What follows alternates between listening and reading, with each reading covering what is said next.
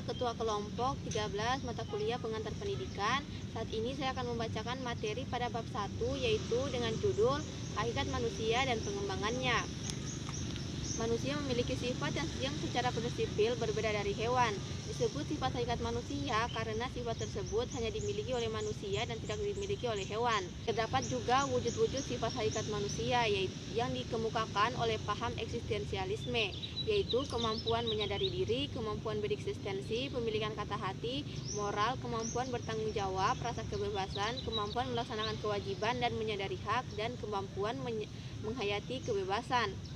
Selain wujud sifat hakikat manusia, terdapat dimensi-dimensi sifat hakikat manusia serta potensi, dinamika, dan keunikannya, yaitu terdapat 4 macam dimensi, yaitu dimensi keindividualan, dimensi kesosialan, dimensi kesusilaan, dan dimensi keberagamaan. Dimensi keindividuan.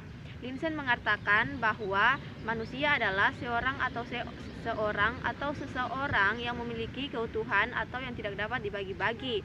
Menurut Linsen, setiap manusia dilahirkan di muka bumi ini memiliki potensi yang berbeda dari yang lain atau menjadi dirinya sendiri. Pengembangan dimensi hakikat manusia. Meskipun pada dasarnya pendidikan itu bersifat baik, tetapi dalam pelaksanaannya masih saja terdapat kesalahan-kesalahan yang lazimnya disebut salah didik. Apabila hal itu terjadi karena pendidik hanya manusia biasa yang tidak luput dari kesalahan-kesalahan. Sehubungan dengan hal itu, terdapat 2 macam kemungkinan yang dapat terjadi, yaitu pengembangan yang utuh dan pengembangan yang tidak utuh. Bismillahirrahmanirrahim. Assalamualaikum warahmatullahi wabarakatuh. Perkenalkan, nama saya Ayu Priani dengan stambuk A1H121040, Program Studi Pendidikan Guru Pendidikan Anak Usia Dini, Angkatan 2021. Baik, di sini saya akan melanjutkan pembahasan materi bab 2 dengan judul Pengertian dan Unsur-unsur Pendidikan. A. Pengertian pendidikan. 1. Batasan tentang pendidikan. Pendidikan, seperti sifat sasarannya yaitu manusia, mengandung banyak aspek dan sifatnya sangat kompleks. Berikut ada beberapa batasan pendidikan yang berbeda berdasarkan fungsinya, yaitu yang pertama, pendidikan sebagai proses transformasi budaya. 2. Pendidikan sebagai proses pembentukan pribadi. 3. Pendidikan sebagai proses penyiapan warga negara.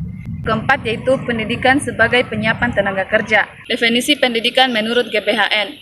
GBHN memberikan batasan tentang pendidikan nasional yang berakar pada kebudayaan bangsa Indonesia dan berdasarkan Pancasila dan Undang-Undang Dasar 1945 diarahkan untuk meningkatkan kecerdasan bangsa serta harkat dan martabat bangsa Indonesia, mewujudkan manusia serta masyarakat yang beriman dan bertakwa kepada Tuhan Yang Maha Esa. 2. Tujuan dan proses pendidikan. Tujuan pendidikan memuat gambaran tentang nilai-nilai yang baik, luhur, pantas, benar, dan indah untuk kehidupan. Proses pendidikan merupakan kegiatan memobilisasi segenap komponen pendidikan oleh pendidik terarah kepada pencapaian tujuan pendidikan. 3. Konsep pendidikan sepanjang hayat atau PSH. PSH merupakan suatu proses bersinambungan yang berlangsung sepanjang hidup. 4. Kemandirian dalam belajar. Kemandirian dalam belajar adalah aktivitas belajar yang berlangsungnya lebih didorong oleh kemauan sendiri, pilihan sendiri, dan tanggung jawab sendiri dari pelajar. B. Unsur-unsur pendidikan. Proses pendidikan melibatkan banyak hal, yaitu yang pertama, subjek yang dibimbing atau peserta didik. Kedua, orang yang membimbing atau pendidik. Ketiga, interaksi antara peserta didik dengan pendidik atau interaksi edukatif. 4. Ke arah mana bimbingan yang ditujukan atau tujuan pendidikan. Dan yang kelima yaitu pengaruh yang diberikan dalam bimbingan atau materi pendidikan. C. Pendidikan sebagai sistem. Sistem adalah suatu kebulatan keseluruhan yang kompleks atau terorganisir, suatu himpunan atau perpaduan hal-hal atau bagian-bagian yang membentuk suatu kebulatan atau keseluruhan yang kompleks atau utuh. Bab 3 ini akan membahas tentang landasan dan asas pendidikan dan penerapannya. Yang pertama yaitu landasan pendidikan. Landasan pendidikan terdiri dari 5, yaitu landasan filosofis. Landasan filosofis merupakan pandangan dari filsafat yang menyangkut tentang hakikat manusia dan nilai dan keyakinan manusia. Aliran ini terdiri dari 4, yaitu esensialisme, yang kedua paranialisme, yang ketiga praktisme, dan yang keempat rekonstruksionisme. Kemudian yang kedua yaitu landasan sosiologis. Landasan ini berkenaan dengan pertumbuhan perkembangan sosiologi pendidikan. Kemudian yang ketiga, landasan kultural, yaitu landasan timbal balik dalam belajar pendidikan. Yang keempat yaitu landasan psikolog, yaitu landasan yang berkaitan erat dengan perkembangan anak. Yang kelima yaitu landasan iptek dan teknologi. Perkembangan ini sangat erat dan mampu menjadikan guru dalam motivator dan fasilitator. Kemudian bagian B, asas-asas pendidikan. Khususnya di Indonesia terdapat 3 asas, yaitu yang pertama, Tutwuri Handayani. Asas ini merupakan inti dari sistem Among perguruan. Yang kedua yaitu asas pendidikan seumur hidup atau lifelong learning, merupakan sisi lain terhadap sumber pendidikan. Yang ketiga yaitu asas kemandirian belajar, merupakan kemandirian dalam belajar akan menempatkan guru dalam fasilitator dan motivator. Terima kasih. Baik, saya akan menjelaskan sedikit materi bab 4 yang berjudul Perkiraan dan Antisipasi Terhadap Masyarakat Masa Depan. Pendidikan selalu merupakan penyiapan peserta didik bagi peranan di masa yang akan datang. Dengan demikian, pendidikan seharusnya selalu mengantisipasi keadaan masyarakat masa depan. Perubahan keadaan masyarakat masa depan yang berlangsung dengan cepat mempunyai beberapa karakteristik untuk yang dapat dijadikan petunjuk sebagai ciri masyarakat di masa depan, yaitu 1. Kecenderungan globalisasi yang makin kuat. 2. Perkembangan iptek yang semakin cepat. 3. Perkembangan arus informasi yang makin padat dan cepat. 4. Kebutuhan atau tuntunan peningkatan layanan profesional dalam berbagai segi kehidupan manusia. Keseluruhan hal itu telah mulai tampak pengaruhnya di masa kini, serta diperkirakan akan makin penting peranannya di masa depan. Masyarakat masa depan dengan ciri globalisasi, kemajuan iptek, dan kesempatan menerima arus informasi yang padat dan cepat, dan sebagainya, telah memerlukan warga yang mau dan mampu menghadapi segala permasalahan serta siap menyesuaikan diri dengan situasi baru tersebut. Pendidikan berkewajiban mempersiapkan generasi baru yang sanggup menghadapi tantangan zaman yang baru yang akan datang. Perkembangan pendidikan masyarakat yang cepat haruslah dilakukan secara menyeluruh dengan pendekatan sistematik. Terima kasih. Assalamualaikum warahmatullahi wabarakatuh. Perkenalkan, nama saya Opsi Jayanti, NIM A1H1211109. Pada kesempatan ini saya akan menyampaikan materi mengenai pengertian fungsi dan jenis lingkungan pendidikan. Pendidikan merupakan suatu proses yang kompleks dan melibatkan berbagai pihak, khususnya keluarga, sekolah, masyarakat, sebagai lingkungan pendidikan yang biasa dikenal dengan tripusat pendidikan. Fungsi peranan tripusat pendidikan baik secara sendiri-sendiri maupun secara bersama-sama merupakan faktor penting dalam mencapai suatu tujuan pendidikan, yakni pembangunan manusia Indonesia seutuhnya serta menyiapkan sumber daya manusia pembangunan yang demikian. Pemenuhan fungsi peranan itu secara optimal merupakan salah satu faktor penentu keberhasilan pembangunan nasional. Kenalkan, nama saya Dewi Sulastri dengan NIM A1H1211087. Di sini saya akan membahas materi bab 6 dengan judul aliran-aliran pendidikan. Aliran-aliran pendidikan dibagi menjadi 4, yaitu 1. Aliran empirisme, yang kedua aliran aktivisme, yang ketiga aliran naturalisme, yang keempat aliran konvergensi. Aliran empirisme bertolak dari Lockean tradition, yang mementingkan stimulasi eksternal dalam perkembangan manusia. Aliran nativisme bertolak dari Leibnizian tradition yang menekankan kemampuan dalam diri anak, sehingga faktor lingkungan termasuk faktor pendidikan yang kurang berpengaruh terhadap perkembangan anak. Menurut fenomenologis humanistik terdapat 4 pendekatan, yaitu 1. Pendekatan akulturasi atau pendekatan direktif, yang kedua pendekatan Gestalt, yang ketiga pendekatan personal, yang keempat pendekatan search. Aliran naturalisme menurut J.J. Rousseau berpendapat bahwa semua anak yang lahir di dunia ini sudah mempunyai pembawaan buruk. Pembawaan baik anak akan rusak karena berpengaruh terhadap lingkungan. Aliran konvergensi. Seorang ahli pendidikan dari Jerman berpendapat bahwa seorang anak yang lahir di dunia ini sudah mempunyai pembawaan baik maupun pembawaan buruk. Assalamualaikum warahmatullahi wabarakatuh. Perkenalkan, nama saya Sri Rajika Hayudin dengan NIM A1H1211029. Pada video ini saya akan menjelaskan mengenai materi pada bab 7, yaitu permasalahan pendidikan. Permasalahan pokok pendidikan dan penanggulangannya. Sistem pendidikan menjadi bagian yang tak terpisahkan dari kehidupan sosial dan masyarakat sebagai suprasistem. Ada 4 pokok pendidikan yang menjadi kesepakatan nasional yang perlu diprioritaskan penanggulannya. Masalah yang dimaksud yaitu 1. Masalah pemerataan pendidikan, 2. Masalah mutu pendidikan, 3. Masalah efisiensi pendidikan, 4. Masalah relevansi pendidikan. Beberapa masalah efisiensi pendidikan yang penting ialah A. Bagaimana tenaga kependidikan difungsikan, B.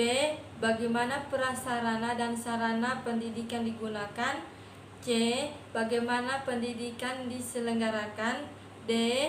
Bagaimana efisiensi dalam memfungsikan tenaga. Masalah relevansi pendidikan. Masalah relevansi pendidikan mencakup sejauh mana sistem pendidikan dapat menghasilkan iuran yang sesuai. Assalamualaikum warahmatullahi wabarakatuh.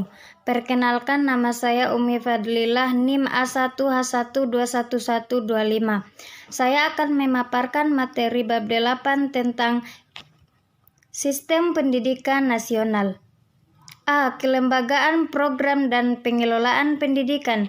Pendidikan adalah unsur sadar untuk menyiapkan peserta didik agar dapat berperan aktif dan positif dalam hidupnya sekarang dan yang akan datang. Pendidikan nasional Indonesia yang berakar pada kebudayaan bangsa Indonesia dan berdasar kepada pencapaian tujuan pembangunan nasional Indonesia. Pendidikan nasional atau Sisdiknas merupakan satu keseluruhan yang terpadu dari semua satuan dan kegiatan pendidikan yang saling berkaitan untuk mengusahakan tercapainya tujuan pendidikan nasional. Penyelenggaraan sistem pendidikan nasional dilaksanakan melalui bentuk-bentuk kelembagaan beserta program-programnya. 1. Kelembagaan pendidikan. Pendidikan nasional dilaksanakan melalui lembaga-lembaga pendidikan, baik dalam bentuk sekolah maupun dalam bentuk kelompok belajar. Berdasarkan Undang-Undang Republik Indonesia Nomor 2 Tahun 1989 tentang Sistem Pendidikan Nasional Kelembagaan, pendidikan dapat dilihat dari segi jalur pendidikan dan program serta pengelolaan pendidikan.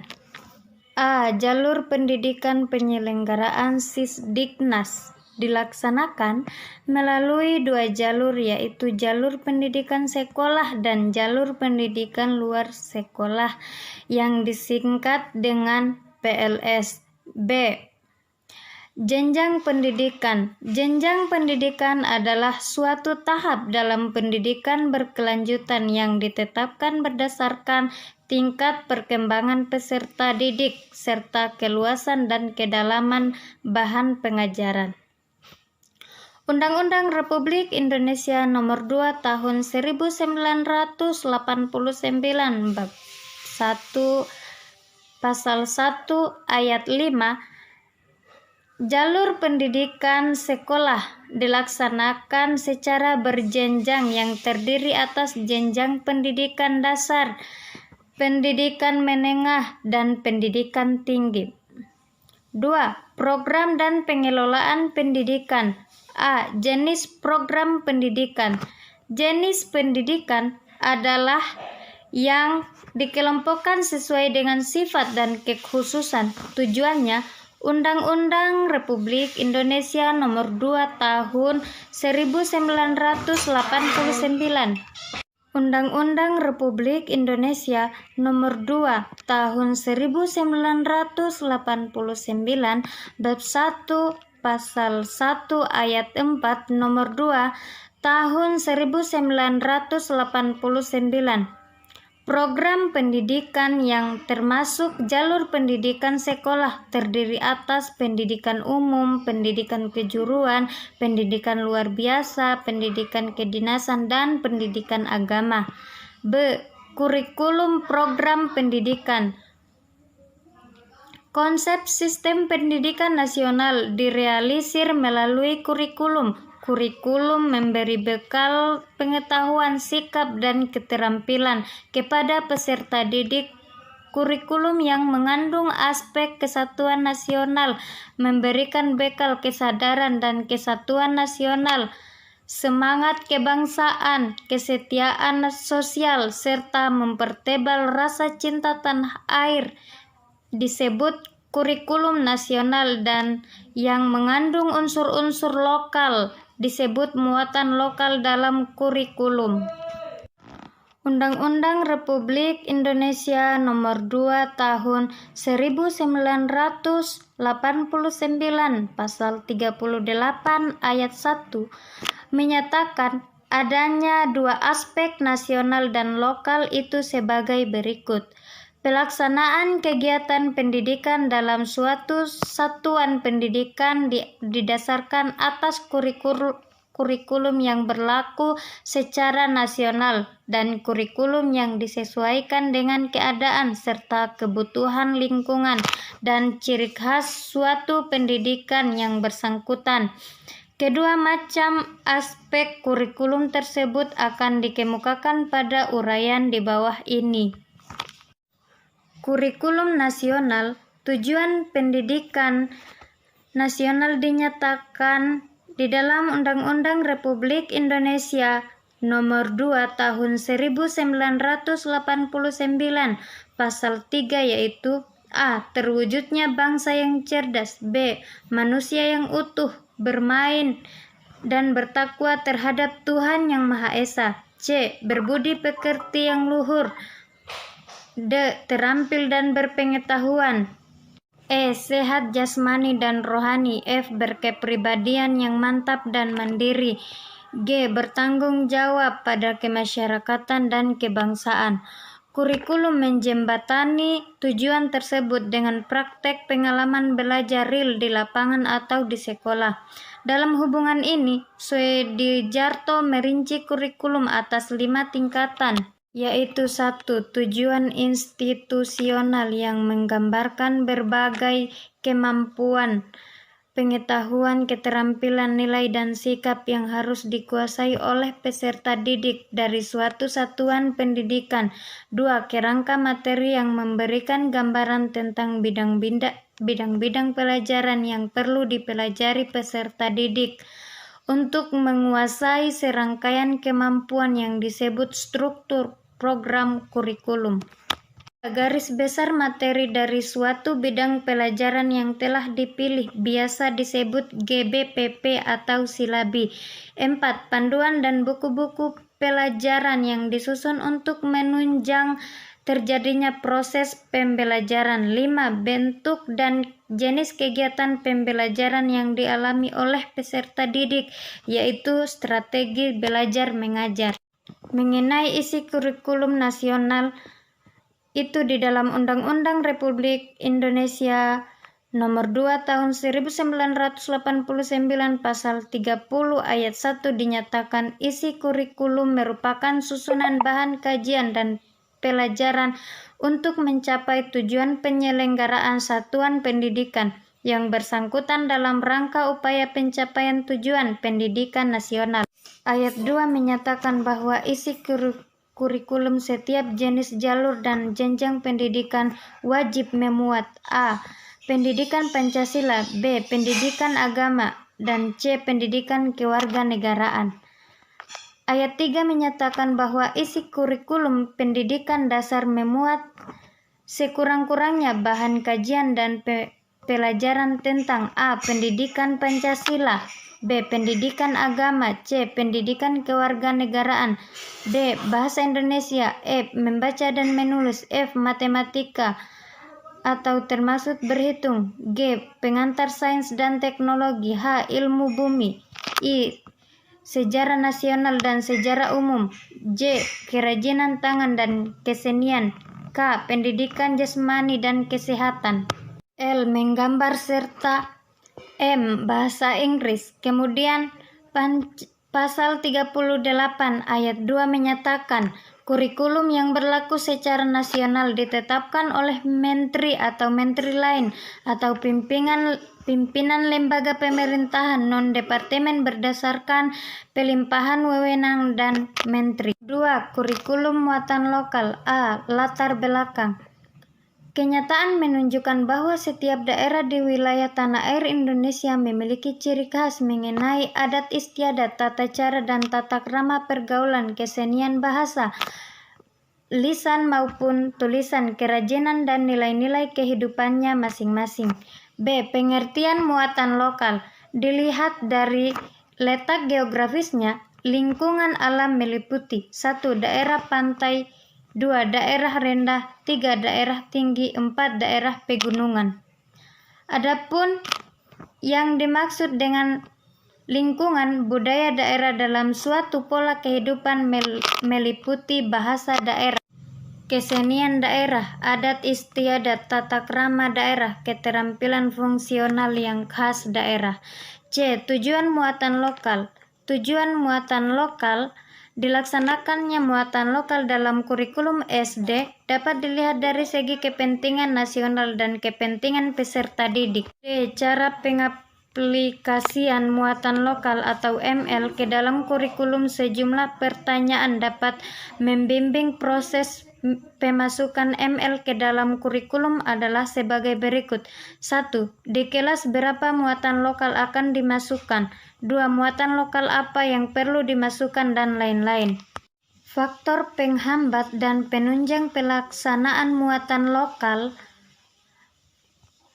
Faktor penghambat. 1. Sifat dari pelajaran ML itu sendiri sebagian besar memberi tekanan pada pembinaan tingkah laku efektif dan psikomotor. 2. Dilihat dari segi ketenagaan, pelaksanaan ML memerlukan pengorganisasian secara khusus karena melibatkan pihak-pihak lain selain sekolah. Dilihat dari proses belajar mengajar, pelaksanaan ML menggunakan pendekatan, keterampilan proses, dan CBSA. 4. Sistem ujian akhir dengan ijazah yang diselenggarakan di sekolah umumnya masih menciptakan iklim pengajaran yang memberikan tekanan lebih pada mata pelajaran akademik. B. Upaya pembangunan pendidikan nasional. 1. Jenis upaya pembaruan pendidikan. A. Pembaruan landasan yuridis. Suatu pendidikan yang sangat mendasar ialah pembaruan yang tertuju pada landasan yuridisnya, karena pembaruan landasan yuridis berhubungan dengan hal-hal yang bersifat mendasar atau fundamental dan yang bersifat prinsipal. Dikatakan dengan demikian, karena landasan yuridis itu mendasari semua kegiatan pelaksanaan pendidikan dengan mengenai hal-hal yang penting seperti komponen struktur pendidikan, kurikulum, pengelolaan, pengawasan, dan ketenagaan. B. Pembaruan kurikulum. Ada dua faktor pengendali yang menentukan arah pembaruan kurikulum, yaitu yang sifatnya mempertahankan dan yang mengubah. Termaksud yang pertama ialah landasan filosofis, yaitu filsafah bangsa Indonesia, yaitu Pancasila dan Undang-Undang Dasar 1945, dan landasan historis mencakup unsur-unsur yang dari dulu sehingga sekarang menguasai hajat hidup orang banyak. C. Pembaruan pola masa studi, termasuk pendidikan yang meliputi pembaruan jenjang dan jenis peserta didik, lama waktu belajar pada suatu satuan pendidikan, sehubungan dengan upaya peningkatan kualitas dan penyiapan tenaga yang lebih baik. Pemerintah dengan melalui Undang-Undang Republik Indonesia Nomor 2 Tahun 1989 telah mengubah pendidikan dasar 6 tahun menjadi 9 tahun. PPRI 28 tahun 1990 tentang Pendidikan Dasar Bab 1 Pasal 1 Ayat 1.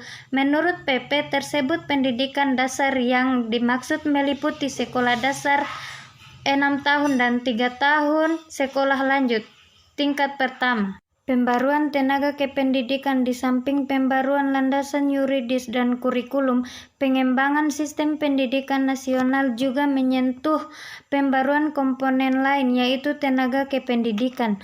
2. Dasar dan aspek lafal pembangunan pendidikan nasional berupa ketentuan-ketentuan yuridis dan menjadi besar acuan serta mengatur penyelenggaraan sistem pendidikan nasional seperti Pancasila, Undang-Undang Dasar 1945, GBHN, Undang-Undang Organik Pendidikan, Peraturan Pemerintah, dan lain-lain. Undang-Undang Dasar 1945 sebagai landasan yuridis merupakan hukum tertinggi dan organisasi kenegaraan yang memuat garis besar dasar dan tujuan negara.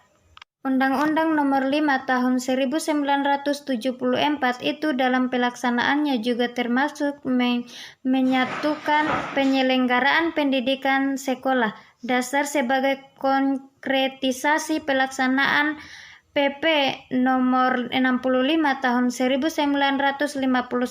Ini nantinya pada tahun 1990 dilengkapi dengan PP Nomor 28 Tahun 1990 tentang pendidikan dasar. Saya Intan Aulia akan melanjutkan materi pada bab 9 dengan judul Pendidikan dan Pengembangan Pendidikan dan Pembangunan. Pendidikan adalah mengarah ke dalam diri manusia, sedangkan pembangunan mengarah ke lingkungan sekitar manusia. Atau lebih jelasnya, pendidikan menghasilkan sumber daya alam yang menunjang pembangunan, dan pembangunan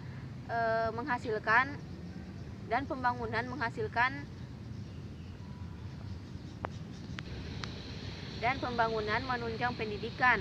Sumbangan pendidikan dan pembangunan dapat dilihat dari beberapa aspek, yaitu aspek sarana pendidikan, yaitu menjadi kepribadian kuat atau utuh serta bermoral tinggi. Segi lingkungan pendidikan, yaitu lingkungan keluarga, lingkungan sekolah, dan lingkungan masyarakat. Segi jenjang pendidikan, yaitu mencakup jenjang dan jenis pendidikan, lama waktu belajar. Segi jenjang pendidikan, jadi pendidikan itu berbekal kepada peserta secara berkesinambungan. Segi pembidangan kerja dan sektor kehidupan. Segi pembidangan kerja dan sektor kehidupan meliputi antara lain bidang ekonomi, hukum, sosial politik, keuangan, perhubungan, komunikasi, pertanian, pertambangan, pertahanan, dan lain-lain. Pembangunan sektor kehidupan Artinya sebagai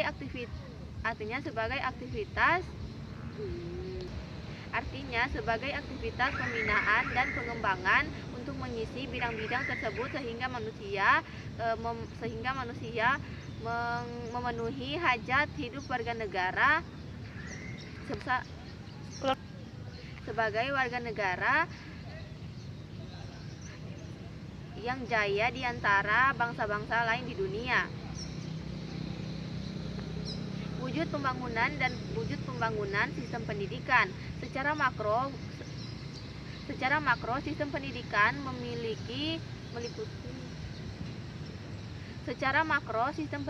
meliputi berbagai aspek yaitu aspek filosofis keilmuan, yuridis, struktur, dan kurikulum.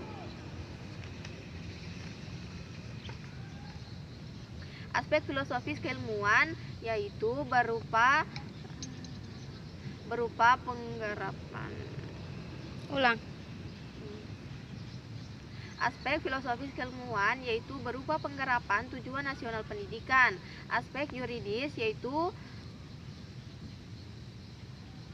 Undang-Undang Dasar 1945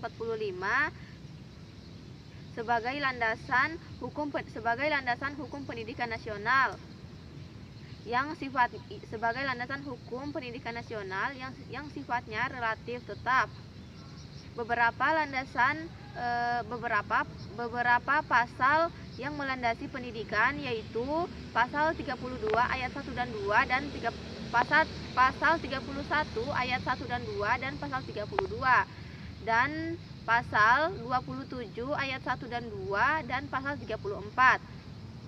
Pada pasal-pasal tersebut masih bersifat sangat global dan perlu dijabarkan lebih rinci lagi, misalnya Undang-Undang Pendidikan pasal 4, misalnya Undang-Undang Pendidikan nomor 4 tahun 1950 dikukuhkan kembali menjadi Undang-Undang Pendidikan nomor 12 tahun 1954 dan disempurnakan oleh MPR Republik Indonesia nomor 2 tahun 1989. Aspek struktur yaitu mencakup jenjang pendidikan dan jenjang pendidik. Aspek struktur yaitu berperan untuk membenahi struktur pendidikan yang mencakup jenjang dan jenis pendidikan, lama waktu belajar dari jenjang satu ke jenjang yang lain sebagai alat pengembangan sosial dan politik. Aspek kurikulum merupakan sarana untuk mencapai tujuan pembelajaran. Jika kurikuler berubah, maka kurikulum pun juga berubah. Perubahan itu berupa materi pendekatan dan metodenya.